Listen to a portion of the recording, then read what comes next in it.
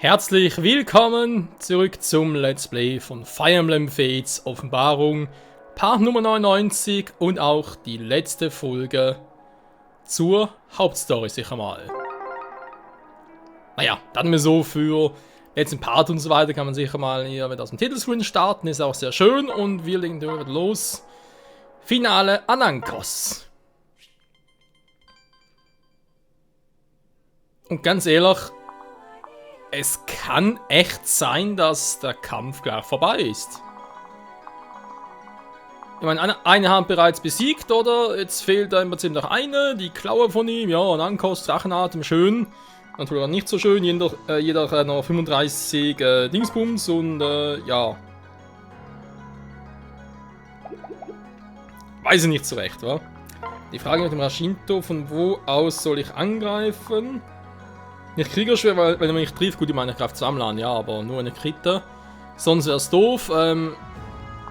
Sag mal, Kriegerklinge macht auch schon relativ viel Schaden. Er muss mich hingegen erstmal treffen. Viel Spaß damit. Ich mache schon mal 32 Schaden auf garantiert. Und wenn da. Wäre eigentlich noch episch, war Ryoma und seinen Abschluss machen. Die beiden Kronprinzen, sag ich jetzt mal. Also, ich bin gespannt. Ansonsten, was haben wir noch für Gegner? Hier unten ist noch einer nachgespawnt mit dem Silberbogen. Und da ist noch einer da, ein Riedmeister. Was soll er jetzt da machen? Weil die wegziehen kann er nicht mehr. Kann dann irgendwie. Gut, Rettung noch einsetzen bei ihr, Sakura. Aber wenn ich müsste, wenn schon dann irgendwie Takumi wegholen. Bei Sender wäre es aber auch doof und Angreifer wäre auch futsch. Also insofern. Ich muss es eigentlich jetzt zu Ende bringen. Das machen wir jetzt auch. Und zwar mit Ryoma und Sender im Doppelpack. Anankos, das ist dein Ende!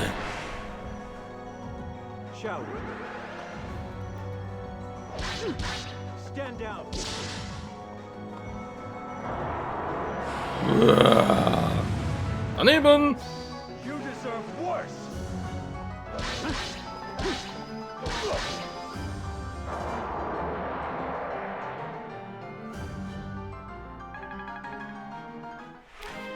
Gut, ich meine, seine Clowns sind im Arsch, aber warum sollte er deswegen down sein? Hm?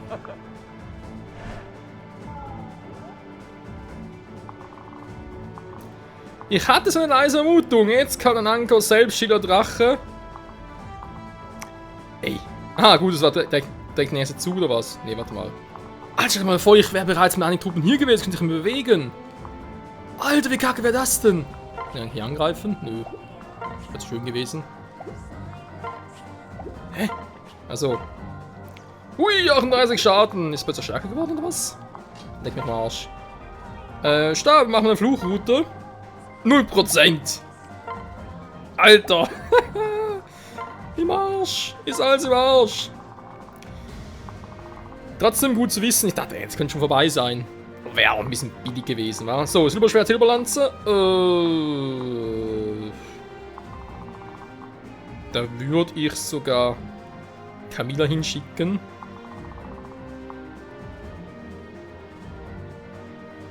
Keine Ragnarök machen.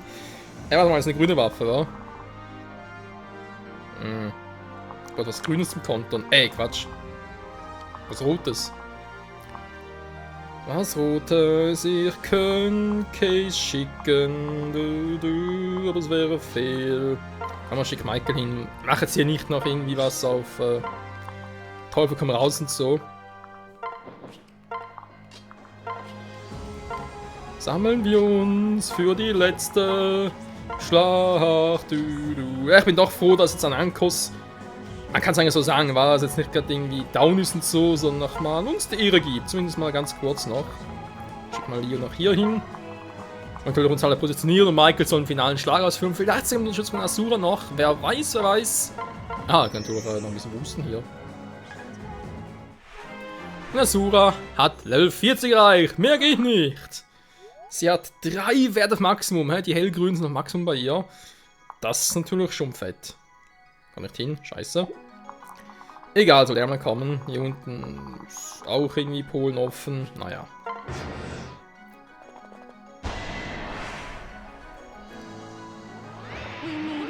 Alter, wie klein einfach jetzt Anankos sind. Das ist eigentlich schon fast, ich weiß auch nicht.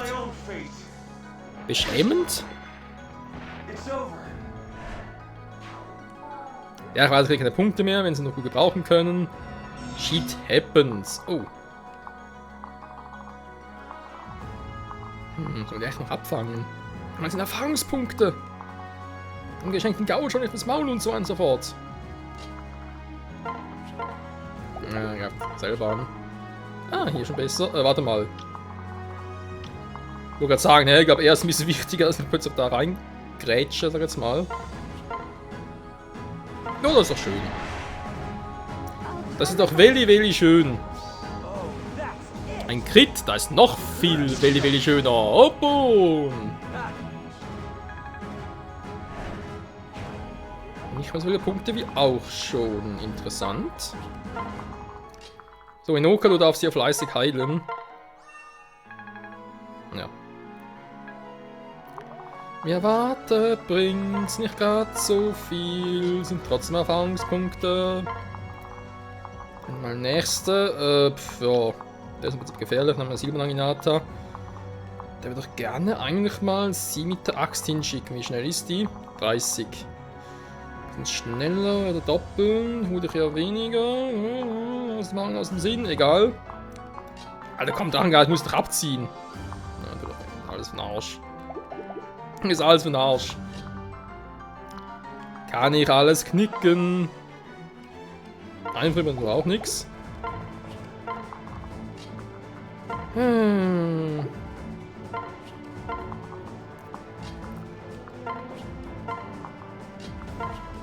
Es ist nicht einfach auf dieser Welt, doch es lohnt sich doch immer. Sonnenfest, wir sind alle voll besoffen.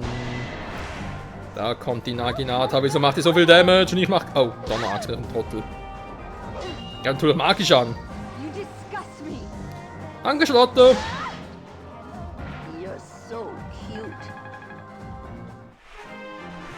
Donnerachs aus grüß dich, Trottel. Und sie verbessert sich immer noch. Und dann kann auch so ein magischer Fuzzi. Hey, du magischer Fuzzi. Du Chakram. Doppel. Ich kann ein bisschen. Hasengeist. Wenn sie kritet, wäre es natürlich geil. Ist mir zu doof, ich hau ab.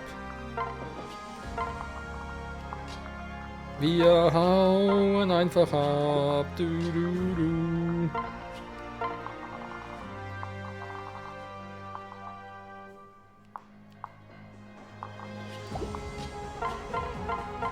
Erfahrungspunkte. Obwohl eigentlich jetzt ein bisschen in die Länge war. Ja, komm, ich meine, wenn alle noch Level 20 trainieren könnte man überhaupt gar kein Problem, wäre eigentlich sogar episch und so. Jetzt das Finale noch in Länge ziehen? Nee, da wäre doof. Haben wir auch noch Mondfest. Müssen wir schwenden. Ja, Netzzug einfach an, Freunde. Da machen wir Tabula Rasa. Ich bin gespannt. Ja, sind doch alle kommen, ist mir doch alle scheißegal. Ich mach dich jetzt Plattenankos.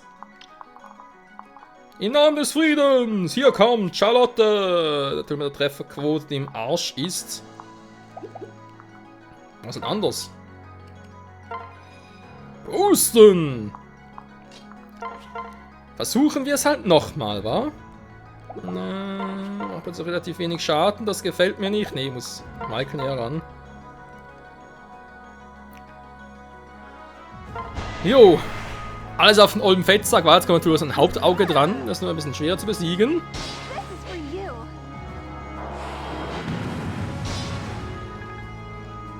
Du bist ein Volltrottel. Leo kann leider nichts tun, das finde ich jetzt echt schade. Ein Brünnhilde versuchen gegen auf die Mütze.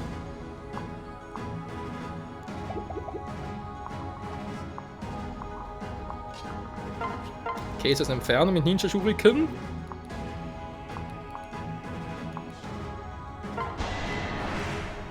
Ja, wir greifen dich gemeinsam an. Du bist im Arsch. Nicht getroffen, scheiße! War ja klar.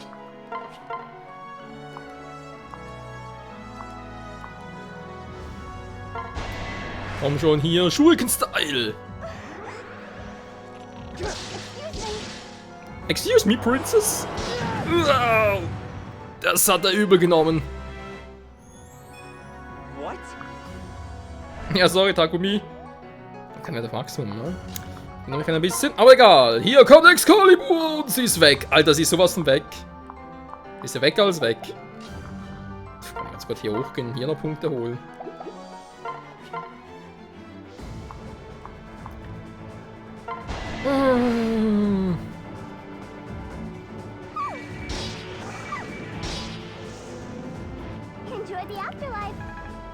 Enjoy the Afterlife.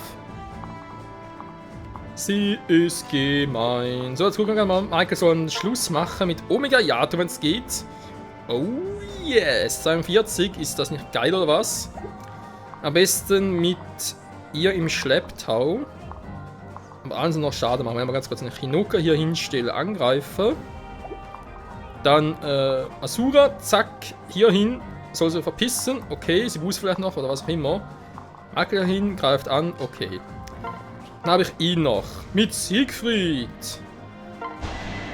Ja, also noch einmal die Chance bekommen zum Angreifen.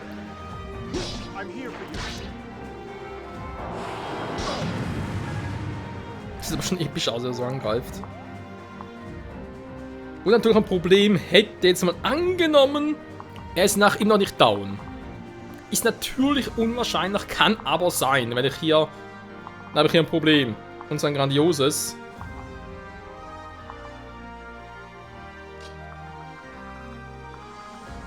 Reicht hier sowieso niemanden. Das wäre eine Variante, dass ich so angreife.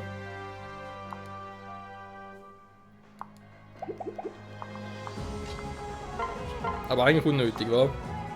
Ja, ist unnötig. Omega Yato macht den Platz. Das heißt,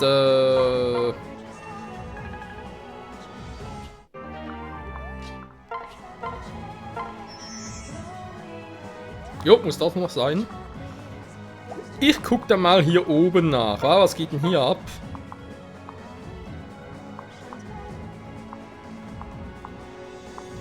Ja, diese Crit-Chancen.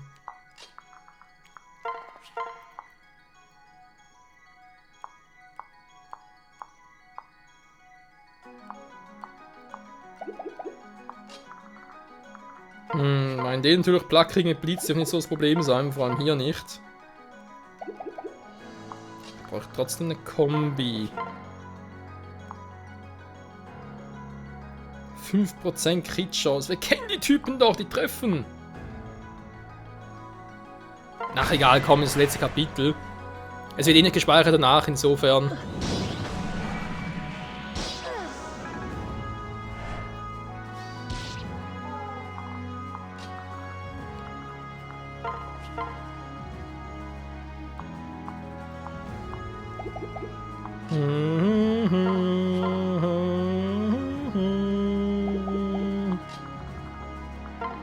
Weg gerade. Natürlich 3 ständige Magieangreifer hier.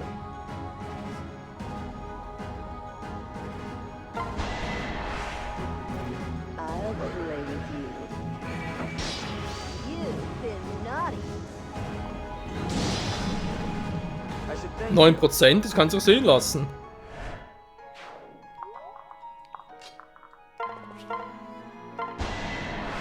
Und den hauen wir auch noch weg. Er ist relativ schnell, den kann ich nicht 4-mal angreifen, ist egal.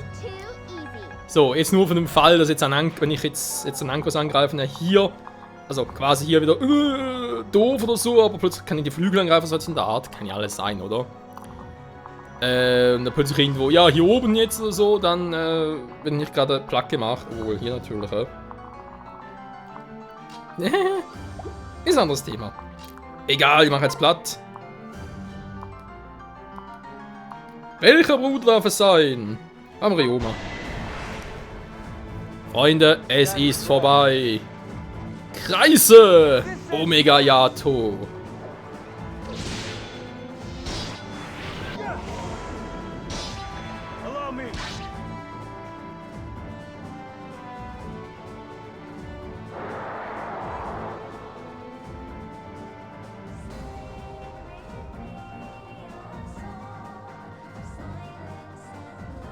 Ich wollte gerade sagen, das Spiel abgestürzt oder was?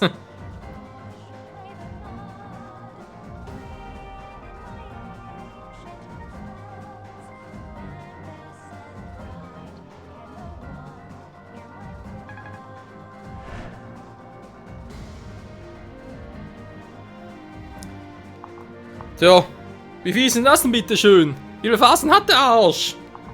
Okay, das konnte ich jetzt unmöglich vorhersehen, Freunde. Ja klar, ich kann einen retten, ja geil. Und der von gar keinen Schaden mehr, oder was?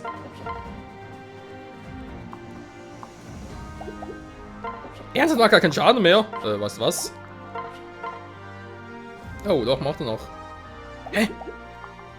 Achso, das macht er magischen Schaden, oder was? Ach du Scheiße.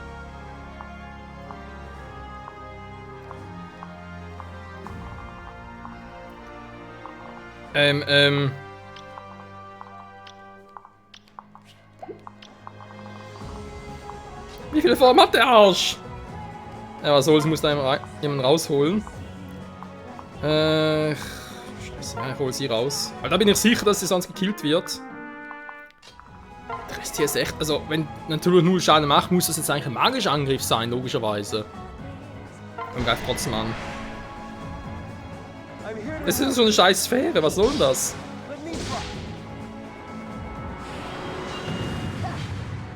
Das muss magisch sein, das geht gar nicht anders. Okay, Case wird sicher überleben, hat er genauso viel Magie, der Rest könnte heikel werden. What? Was zum Teufel kann ich dann? Der verarscht mich doch hier. Das reißt mir aber langsam.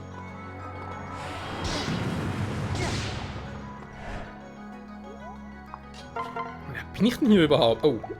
Ich hab relativ viel Schaden. Ha! Seht ihr, bei Case macht auch kommt Damage. Ja, umgekehrt gilt das gleiche. Scheiße. Wir haben noch genug. Aha, bin ich am Volltrottel. Hier, ja, aber sammeln. Hm. Ich bin relativ spät auf die Idee, wa? Ja, komm, ich Michael nochmal.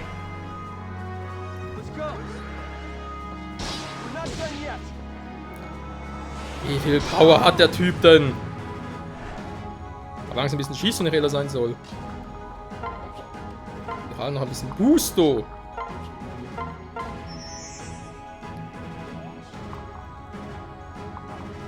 Aha. Ja, wäre mal gut, wenn ich hier wieder heilen könnte. Könnte so natürlich ein bisschen schwierig werden.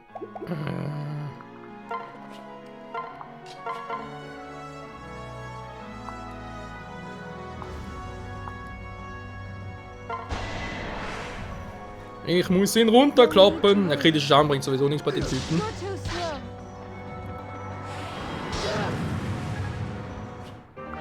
So, wir sind alle langsam am Arsch, wie man sieht. Kann ich jetzt endlich mal killen, verdammt nochmal.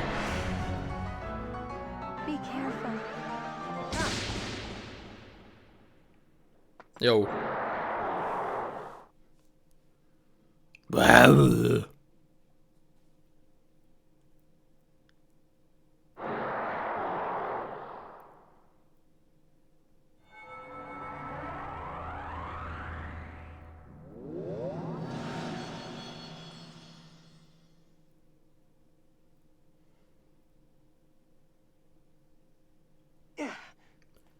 Haben wir es geschafft? Haben wir den stillen Drachen vernichtet? Ja, Anankus ist tot. Er ist auf ewig still. Wir haben es geschafft, Mann. Ich bin gerade überglücklich. Keiner hat's abgekratzt. Ich bin so happy. Ich war ernsthaft darüber besorgt, wie sich die Dinge entwickeln würden. Es hat funktioniert. Wir konnten gewinnen, weil wir alle zusammengearbeitet haben. Jetzt ist diese Welt wieder sicher. Dank dir, liebster Michael. Das Gefühl der Erleichterung ist fast wie Fliegen. Der Kampf ist vorbei, Prinz Xander. Wir haben gesiegt. Das haben wir, Prinz Ryoma. Wir haben zusammen der Welt in Frieden gebracht. Mutter, Vater, wir haben es geschafft. Asura, es ist endlich vorbei. Danke, Michael. Ich bin so froh, dass ich dich getroffen habe. Dass wir zusammen gekämpft und dies dabei erreichten. So geht es mir auch. Danke, Asura.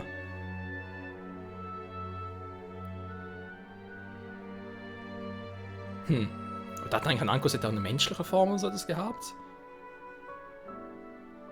Du? Was mache ich denn da gerade bei Asura? Lassen wir mit der Krönung von Michael beginnen, dem neuen König von Valar. Was?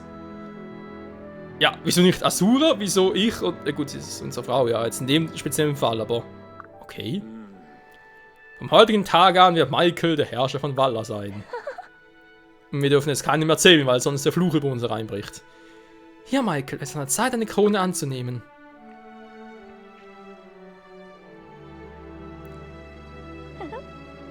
Herzlichen Glückwunsch.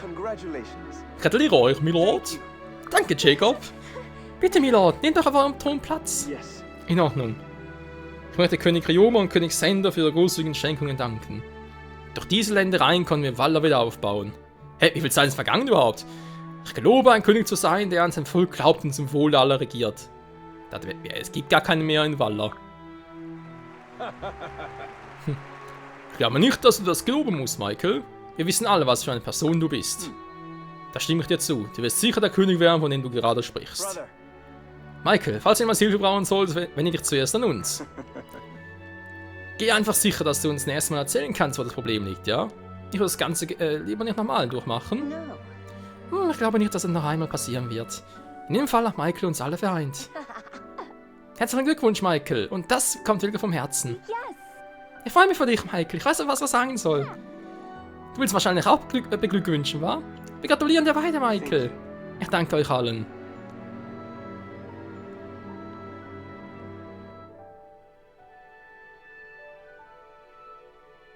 Gunther. Ich gehe. So dich entthront, Mist.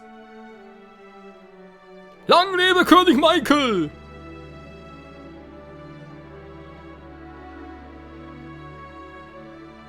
Hey. Ah, Michael. Gefiel dir deine Krönung? Ich war so nervös. Es war schwer, mein Zitten Knie zu verstecken. Du warst nervös? Du machst doch Witze. No. Nein, ich meine das ernst. Es kommt etwas spät, aber bist du sicher, dass du damit einverstanden bist?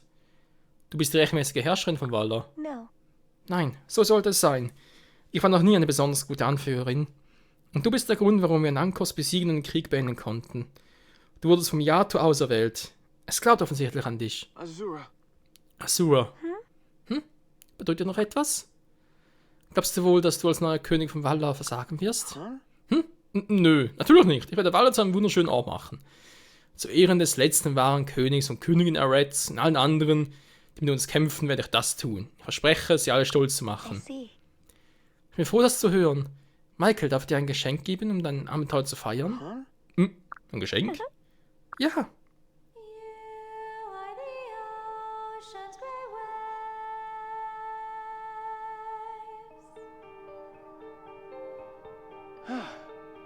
Dieses Lied ist wunderschön. Es ist das Hand dieses Lied von uns. Weißt du, wer es geschrieben I hat? don't know. Da bin ich mir nicht sicher. Meine Mutter brachte es mir bei. Sie sagte, es wäre in Valar von Generation zu Generation weitergegeben worden. I see. Dann ist es wohl ein sehr altes Lied. Ah, Ja, ich bezweifle auch, dass es von Menschen geschrieben worden ist. Wenn ich raten müsste, doch sagen, dass er Nankos vielleicht selbst schrieb. Es enthält so viele starke Emotionen. Vielleicht wusste er, dass er eines Tages seinen Verstand verlieren würde und schrieb das Lied, um uns zu helfen. Es war für uns bestimmt. Für die, die ihn durch den Tod von seinem Leid erlösen würden. Zumindest verstehe ich das Lied jetzt so. Yeah? Ja, vielleicht. Doch dann das Lied. Es sagt nichts über die Zukunft. Vielleicht muss ein anderer den ersten Teil des Liedes schreiben. Vielleicht jemand wie du, Michael. Hä? Ich als Songwriter? Schlechte Idee. Yes. In Ordnung. Das werde ich nicht allein tun. Ich werde deine Hilfe brauchen, Asura. Ich helfe dir gerne. Thank you. Danke. Lass uns zurück zu den anderen gehen. Die Feierlichkeiten werden bald beginnen. Ja, gehen wir.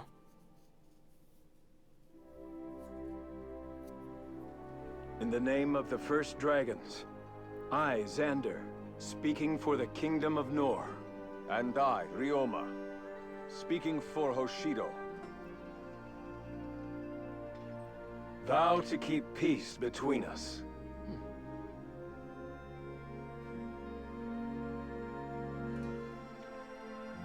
we shall all be bound by this vow.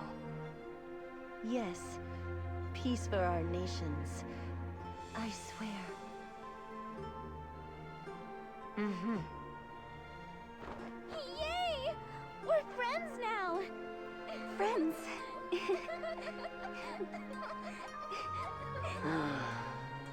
Wish it were that easy to just forgive. You know? I know. But healing can only begin with trust. Yeah. We swear to our people, to our countries, and to the brave soul who brought us together. Hoshido and Noor are united together forever.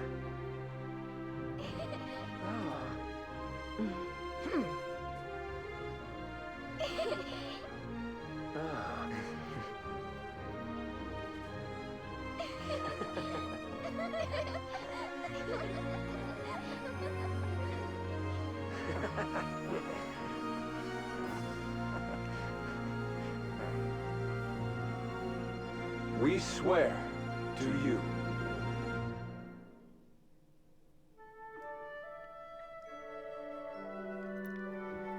Ach Leute, was für ein wunderschönes Ende. Noor und Hoshido offiziell nun endlich vereint und tja, wir haben es geschafft. Wir haben Fire Emblem Fates Offenbarung durchgespielt. Oh mein Gott, hey, 99 Folgen lang hat es doch gedauert. Nicht nur die Hauptstory, sondern ein paar, ja, Nebenquests und DLCs, etc. etc.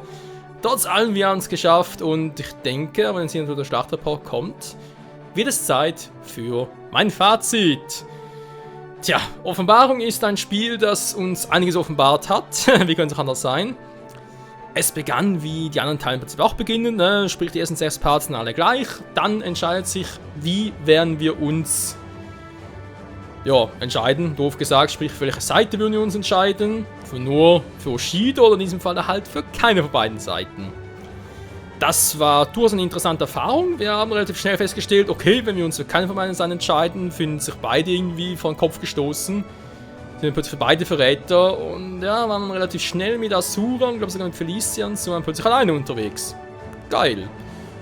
Ja, natürlich cool, wenn man so auf die Art und Weise irgendwie das Ziel hat, da die Welt zu retten.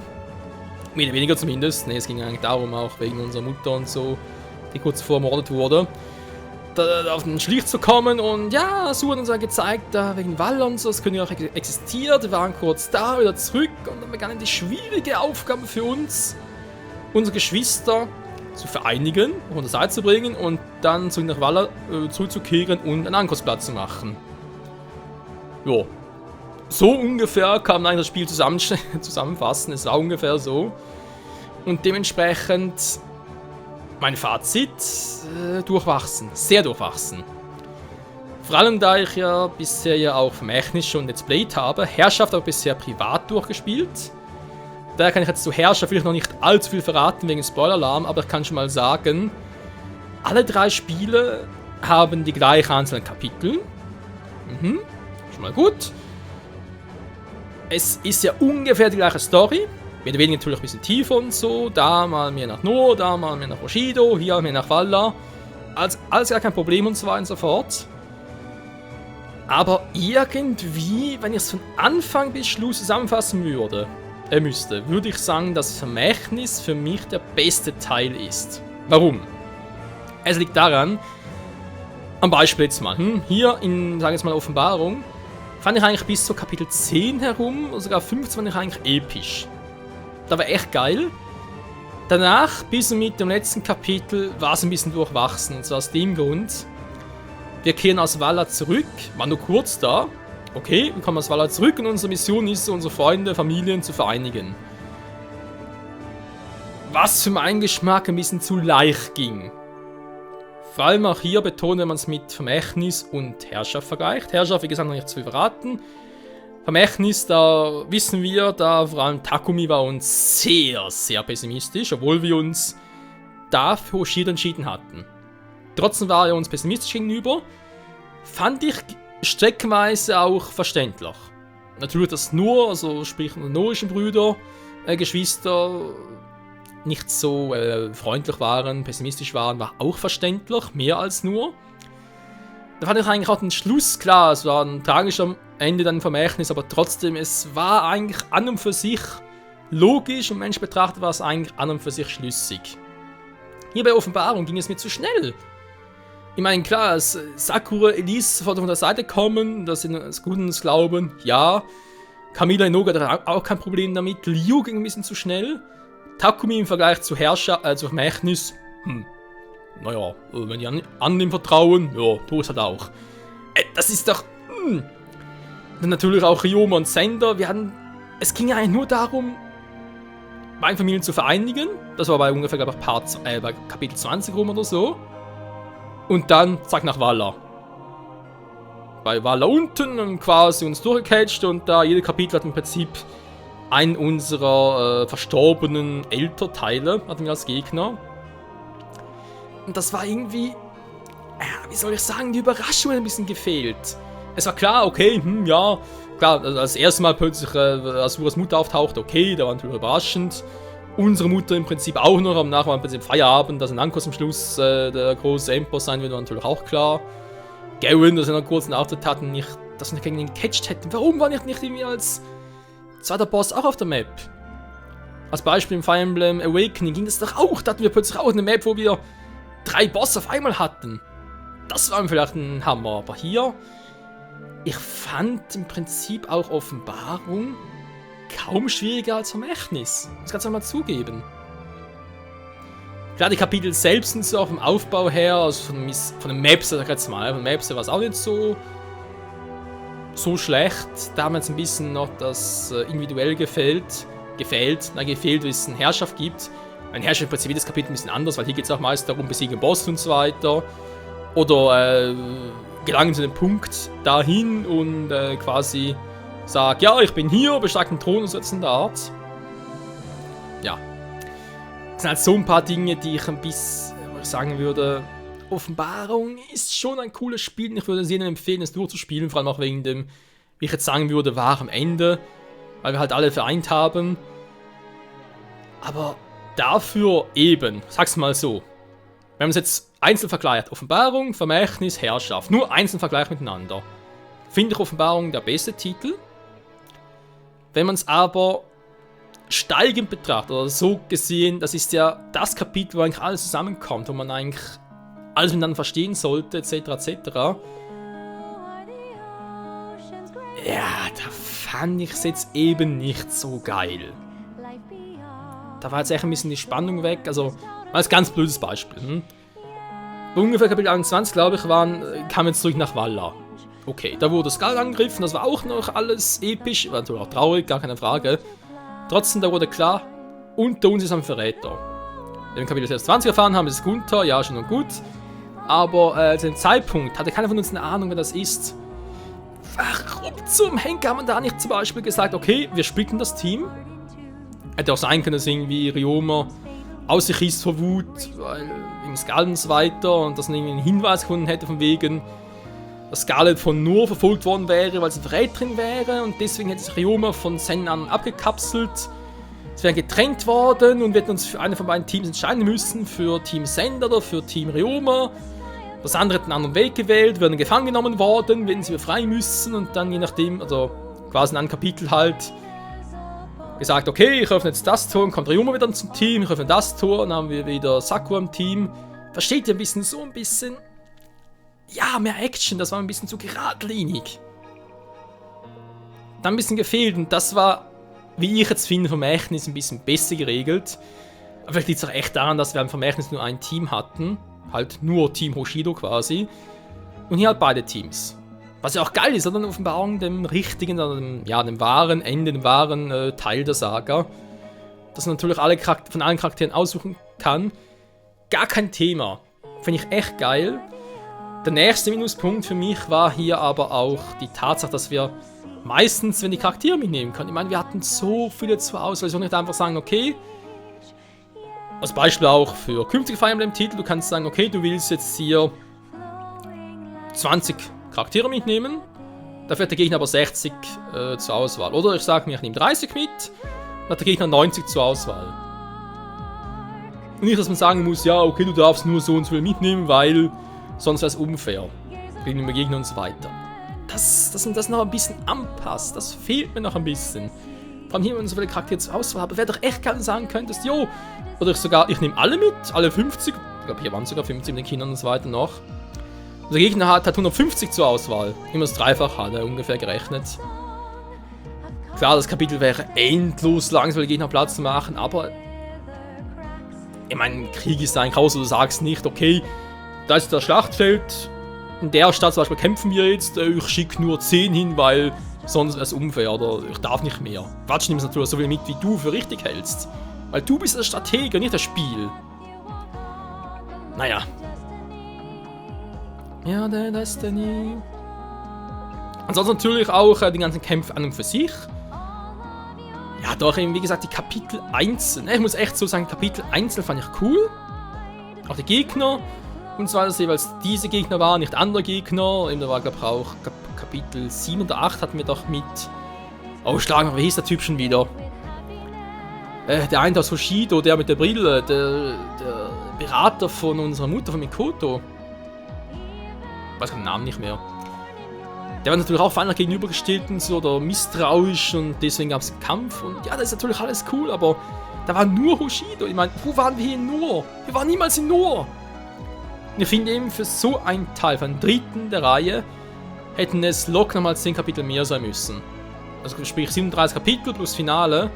Und echt nochmal nach Nohr zurückgekommen, sogar mit Garen gequatscht und eben die eine von uns war gefangen genommen worden, etc. etc. Weiß ich auch nicht, ey. Es hätte so viele Varianten gegeben und eben, ich finde, alles zusammengefasst haben wir als Offenbarung zu wenig rausgeholt. Vermächtnis war geil. Also, geil. Ja doch, es hat das gebracht, was man eigentlich erwartet hat. Vielleicht ein bisschen übertroffen und so, mit dem ja, epischen Tod natürlich, aber hier noch ein bisschen mehr rausholen müssen, ein bisschen eine offene Welt. Ja, im Prinzip war es eigentlich echt nur Valhalla, Fixierung auf Valhalla, fertig. Herrschaft ist ein anderes Thema. Kurz zusammengefasst kann man sagen, Herrschaft ist schwierig, ja, aber teilweise auch vom System bedingt einfach unfair. Weil dann werden die Informationen vorgegeben, die gar nicht stimmen. Und du erst herausfinden musst, aha, das bedeutet eigentlich das, obwohl etwas anderes da steht. Ja, toll. Gemeinsamer Freund. Gemeiner Freund, eins. Ja. Immer das Beispiel, das mit Herrschaft und auch der Schluss da. Wir haben schon ein Thema Takumi, wie wir gerade erwähnt haben, mit Vermächtnis und so. Im Vermächtnis fand ich das mit Takumi, also als Beispiel jetzt, Takumi von wegen misstrauisch sein und so. Vermächtnis fand ich es gut, war passend. In Offenbarung war es zu wenig. Und Herrschaft viel zu viel. Muss mal so zusammenzufassen. Jo, bin ich eigentlich schon am Ende. Wie bereits erwähnt, Fire Emblem Fates finde ich eine geile Serie. Trotz allem. Man hätte mehr rausholen können. Es ist deswegen auch nicht mein Lieblingstitel. Ich finde immer noch Awakening ist der beste von allen. Alleine schon, weil es im Prinzip ein Spiel ist, aber wieder hin und her gerissen wirst und der denkst, boah, wo, was, wieso? Und einfach alles unerwartet kommt und trotzdem episch ist. Und bald danach wird schon mal Fire Emblem 9, ne? Powerful Radiance kommen. Da gab es schon ziemlich schnell mal. Ne, warte mal, oder? Da gehen wir Advanced-Teile vielleicht vor noch. Sacred Stones natürlich auch geil. Obwohl, da war es auch ein bisschen zu kurz, ähnlich wie jetzt hier bei. Also kurz. Zu kurz im Sinne von, dass du das Gefühl hast, du hättest die Hälfte vom Spiel verpasst. Weil die Hälfte der Ort nicht besucht hast, so etwas in der Art. Naja. Jo, wie bereits erwähnt, ich kann es Ihnen empfehlen, würde aber trotzdem sagen, wenn man Fates zockt, es hätte empfohlen, man soll zuerst Vermächtnis zocken, dann Herrschaft und dann Offenbarung.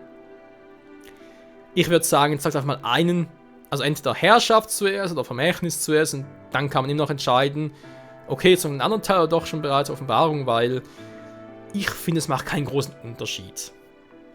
Es geht ein bisschen darum, die Wahrheit herauszufinden und ja, also wenn du Vermächtnis oder Herrscher gespielt hast, kannst du auch gut nach direkt zur Offenbarung kommen, bis Kapitel 18 dabei. Dann wurde sie getötet, Mann! Arme Scarlet. Ja, ansonsten, die Fates-Reihe, echt geil, kann man sich auch geben. Es sind 3 Spiele in einem so gesehen. Wenn man natürlich will, kann man natürlich sagen, okay, es sind ja eigentlich 28 Kapitel. Und mit dem Finale natürlich noch. Natürlich auch relativ viel.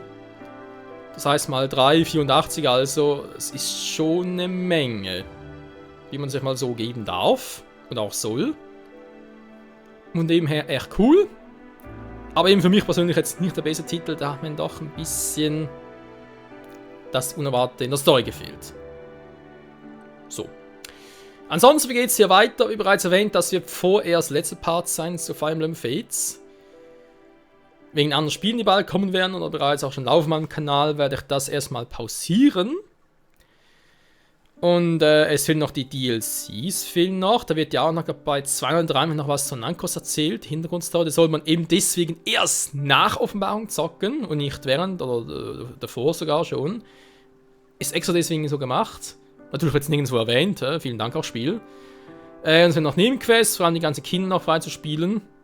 Fuga. Fuga war auch cool, aber ich fand ihn eigentlich ein bisschen zu stark, wenn er Räder sein soll. Die sind aber auch kaum eingesetzt. Also eben bei Kapitel 19, 20, 21 glaube ich sogar. Egal. Was wollte ich sagen, um mich nicht verzetteln? Ja. Herrschaft würde ich hier irgendwann auch noch Let's Playen, aber das kann echt eine Weile dauern, weil ich habe momentan eigentlich echt von Fire Emblem, also von Fates sowieso ein bisschen, bin gut bedient, sag ich jetzt mal. Von Fire Emblem selbst eigentlich auch. Da würde ich jetzt eigentlich doch gerne erstmal auf andere Spiele stürzen. Danach gerne wieder Fire Emblem, sei es noch in den letzten Kapiteln zur Offenbarung, DLCs plus Nebenquests oder vielleicht sogar ein anderes Fire Emblem Spiel. Ich habe keine Ahnung. Nur damit ihr schon mal wisst, wenn ihr da plötzlich wundert, 2 Tage später, warum kommt kein Part mehr, es fehlen noch Nebenquests und DLCs und so weiter. Vorerst gibt's nichts Neues, aber ich werde es sicher mal bringen, irgendwann noch. Da bin ich mir ziemlich sicher, dass ich mal noch nachliefern werde. Als Spezialpart, oder bis dahin sind die Parts dann angehoben, wer weiß das schon. Aber ja, da kommt noch was, Freunde, da kommt noch was. Ansonsten Fire Emblem Zukunft, wie bereits erwähnt, es kommt demnächst, glaube ich, so im Mai 2017 herum, soll das Remake vom ursprünglichen Fire Emblem 2 herauskommen, für den 3DS, weltweit. Scheint soweit interessant zu sein, ich weiß nicht genau, ob es dann zocken werde, weil Mai... Ich muss mal schauen, was noch so anders läuft auf meinem Kanal. Eventuell sage ich es dann direkt schon, oder es kommt erst was anderes, solange... Ich denke, Mai war eigentlich eher das so...